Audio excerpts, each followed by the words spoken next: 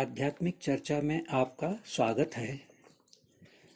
सर्दियों के कारण एक लंबे अंतराल के बाद फिर एक बार आपके समक्ष उपस्थित हो रहा हूँ। जो लोग चर्चा की प्रतीक्षा में रहे हैं उनसे नम्रता से क्षमा मांगता हूँ। अब तक आपसे जो कुछ कहा हूँ और आगे जो कुछ कहूँगा वह इसलिए नहीं कहता हूँ कि आप नहीं जानते हैं। नहीं, ऐसा नहीं है। हो सकता है आप ही मेरे से अधिक भी जानते होंगे, यह तो एक अलग बात है। मैं तो केवल इसलिए कहता हूँ क्योंकि अपने अपने जीवन काल में हम सब जिन परिस्थितियों का सामना करते हैं वे परिस्थितियाँ हम सब की अलग अलग होती हैं। किन्हीं भी दो मनुष्यों की सारी परिस्थितियाँ एक जैसी नहीं होती हैं और परिस्थितियाँ अलग अलग होने से हम सब का अनुभव भी अलग अलग ही होता है। हो सकता है मेरा अनुभव आपको कभी कुछ काम में आ जाए, क्योंकि मैंने तीनों लोकों में रह चुका हूँ। घर छोड़ने तक यानी बाल्यावस्था से लेकर 33 साल की उम्र तक नरक में रहा हूँ, यानी दुख ही दुख अनुभव होता था।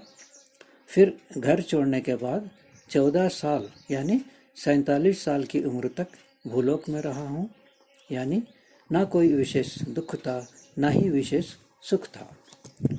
इसी अंतराल में स्वर्ग में रहने लायक अपने आप को तैयार भी कर रहा था। परमात्मा की असीम अनुकंपा से पिछले 20 सालों से स्वर्ग में रह रहा हूँ, यानी सभी प्रकार के तनाव से मुक्त होकर सुखपूर्वक जीवन यापन करते हुए साधना में संलग्न रहता हूँ। हमारा जीवन दूसरों के लिए जितना अधिक उपयोगी होगा उतना हम परमात्मा की ओर सफलतापूर्वक जा सकेंगे। इसी दिशा में एक प्रयत्न है यह आध्यात्मिक चर्चा भी। ठीक है, अब आज की चर्चा का आरंभ करते हैं। संसार में कुछ ऐसे लोग देखने को मिलते हैं जो सांसारिक जीवन से मुंह मोड़कर परमात्मा की प्राप्ति के लिए ही निरंतर प्रयत्नशील रहते हैं। उनका जीवन अत्यंत सादगी से भरा रहता है। वे सभी प्रकार के आडंबरों से दूर रहते हैं, सभी से सरल व्यवहार करते हैं और उन्नत विचारों से ओतप्रोत रहते हैं। उन्हीं को साधक कहते हैं और उनके आचरण को साधना कहते हैं। साधना में रत साधक लोग अनेक भोग पदार्थों का त्याग करते हैं। उनके इस प्रकार के त्याग को देखकर प्रायः लोगों के मन में यह प्रश्न उठता है कि परमात्मा ने भोग पदार्थों को किस लिए बनाया है। यानी उनका अभिप्राय यह है कि परमात्मा ने हमारे भोग के लिए ही तो ये सारे भोग पदार्थ बनाया है, इसलिए इन भोग पदार्थों का त्याग करने में कोई औचित्य नहीं दिखता है। ठीक है, अब हम यह विचार करते हैं कि भोग क्या है, भोग पदार्थ क्या हैं, भोग पदार्थों को किसने बनाया है और क्यों बनाया है। पहला प्रश्न, भोग क्या है। जब कभी हमें कोई व्यक्ति कुछ खाद्य पदार्थ खिलाता है और पूछता है कि कैसा लगा है, यानी कैसा महसूस हुआ है, कैसा अनुभव हुआ है, तो हम कहते हैं कि अच्छा लगा है, यानी अच्छा महसूस हुआ है, अच्छा अनुभव हुआ है। लगना, महसूस होना, अनुभव होना, इन सब का एक ही अर्थ है। जब कभी हम कोई चीज़ खाते हैं तो वह चीज़ हमारे जीवा के संपर्क में आता है और हमें उस चीज़ का रस यानी स्वाद प्रत्यक्ष होता है, यानी स्वाद का साक्षात्कार होता है, बोध होता है। ज्ञान होता है। प्रत्यक्ष होना, साक्षात्कार होना, बोध होना, ज्ञान होना, इन सब का एक ही अर्थ है। हम व्यवहार में लगना, महसूस होना, अनुभव होना आदि शब्दों का प्रयोग करते हैं और इन्हीं शब्दों के अर्थ में शास्त्रकार प्रत्यक्ष होना, साक्षात्कार होना, बोध होना, ज्ञान होना आदि शब्द प्रयोग करते हैं। मैं यहाँ अनुभव शब्द का प्रयोग करूँगा। हमारा अनुभव दो प्रकार का होता है, एक अनुकूल, दूसरा प्रतिकूल। अनुकूल अनुभव को सुख कहते हैं और प्रतिकूल अनुभव को दुख कहते हैं। जैसा स्वादिष्ट पकवान खाने से हमें जो अनुकूल अनुभव होता है उसी को सुख कहते हैं और कड़वी औषधि खाने से जो प्रतिकूल अनुभव होता है उसी को दुख कहते हैं। यह सुख और दुख ही तो भोग हैं। अब दूसरा प्रश्न है कि भोग पदार्थ क्या है। भोग यानी सुख दुख और पदार्थ यानी चीज। जिस चीज के माध्यम से हम सुख दुख अनुभव करते हैं उस चीज को भोग पदार्थ कहते हैं। भोग करने के लिए परमात्मा ने हमें 5 ज्ञानेंद्रिय दिया है। इन्हीं 5 ज्ञानेंद्रियों से हम 5 प्रकार के विषयों का भोग करते हैं।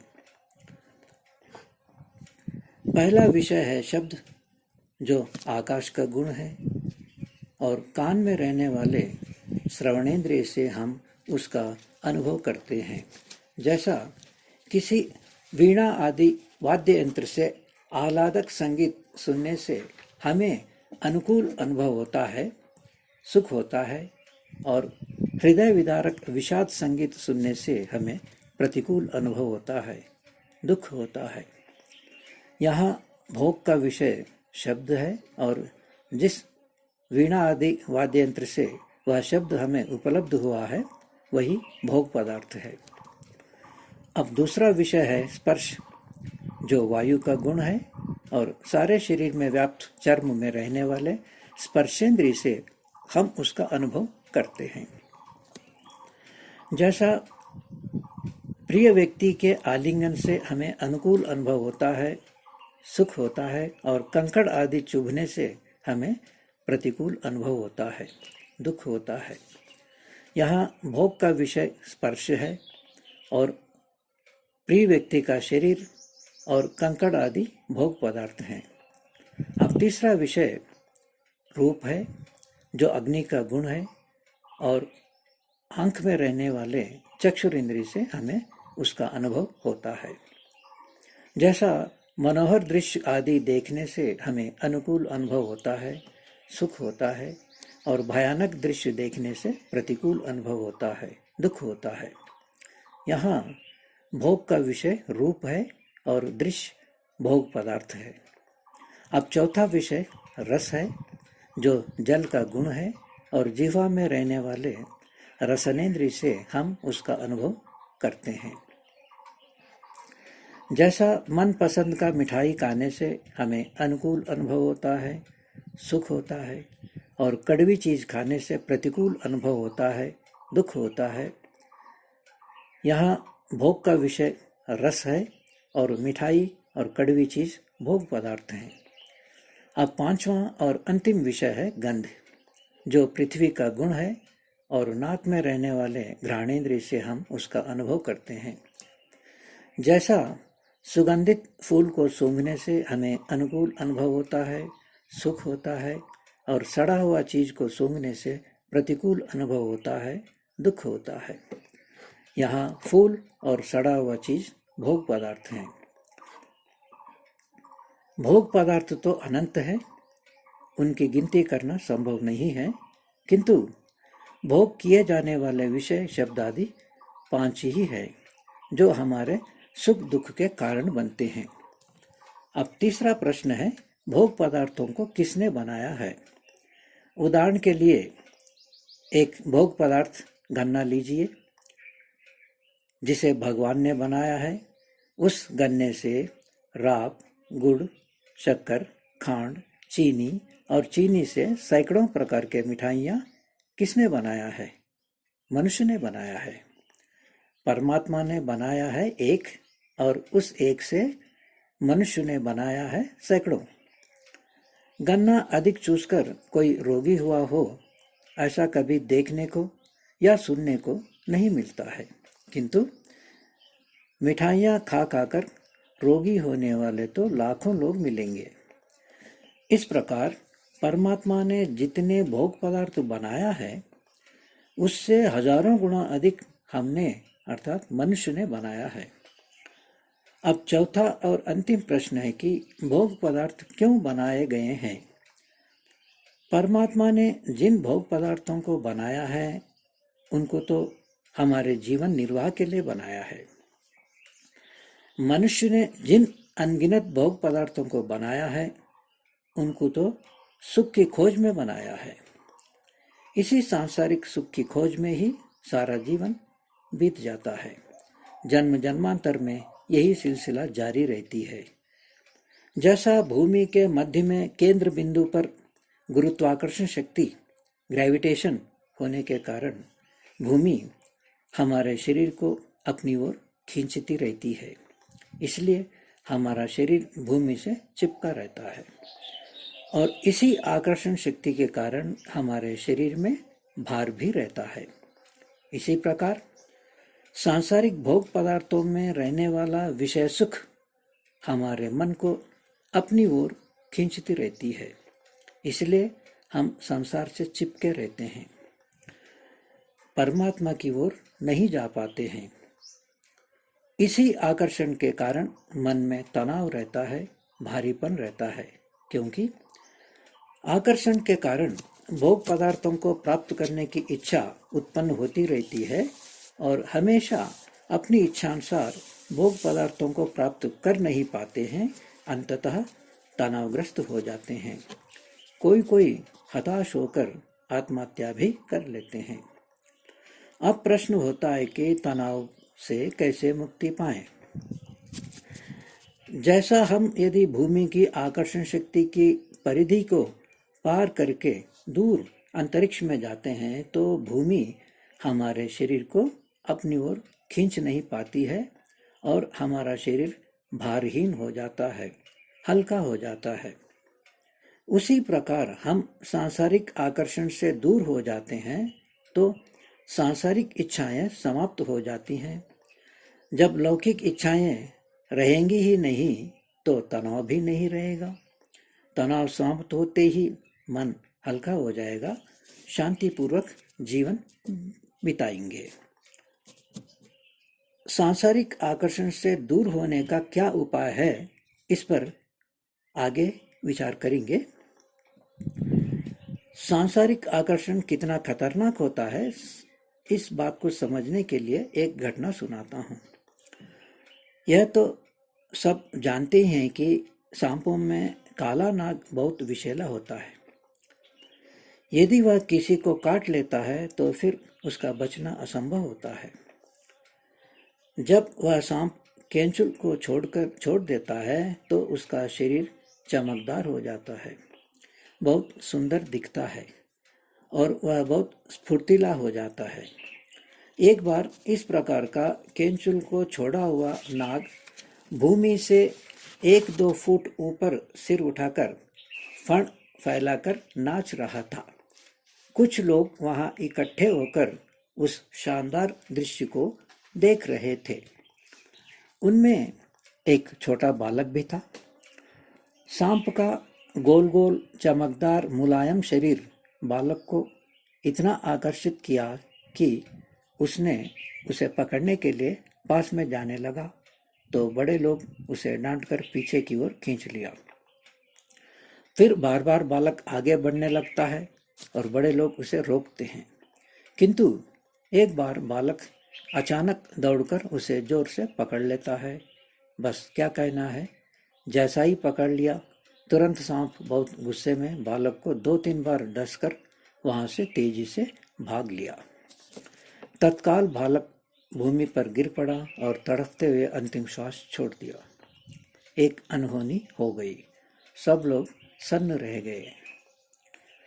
सांसारिक मनुष्य भी उस बालक जैसा ही करते हैं।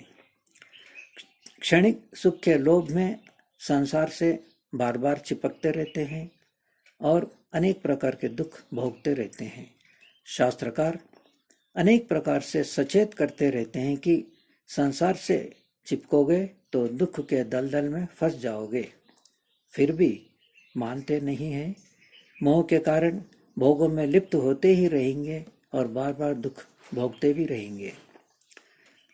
ऐसा ही सारा जीवन बीत जाता है। ठीक है, अब सांसारिक सुख कैसा है, इस विषय में एक उदाहरण देखते हैं। बचपन में प्राय सभी लोग कभी न कभी खेल कूद करते हुए गिर जाते हैं और चोट भी लग जाता है। कभी कभी चोट कुछ ज़्यादा ही लग जाता है और वह घाव भरने में कई दिन लग जाते हैं। जब घाव ठीक होने लगता है तो घाव के आसपास चारों ओर मीठी मीठी खुजली होने लगती है। खुजाने से बहुत अच्छा लगता है, सुख अनुभव होता है।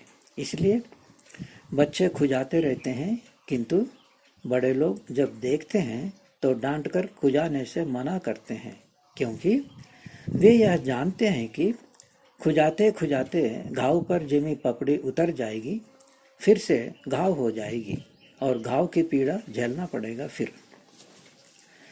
किंतु बच्चा तो बच्चा ही होता है, बड़ों से छुपकर खुजाता रहता है और दोबारा घाव भी कर लेता है।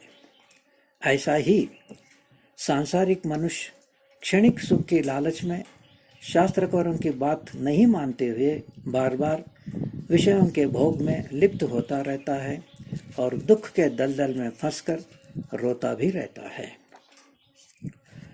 अब आज की चर्चा को यही विराम देते हैं, फिर मिलेंगे कुछ ही दिनों में भोग पदार्थ संबंधी शेष चर्चा के साथ।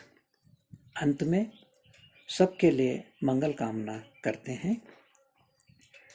सर्वे भवन्तु सुखिनः, सर्वे सन्तु निरामया, सर्वे भद्राणि पश्यन्तु, मा कश्चित् दुःखभाग् भवेत्। सर्वे भवन्तु सुखिनः, सभी सुखी रहें। सर्वे सन्तु निरामयाः, सभी निरोग रहें। सर्वे भद्राणि पश्यन्तु, सबका कल्याण हो। मा कश्चित् दुःखभाग् भवेत्, कोई दुखी ना हो। ओम शांति शांति शांति।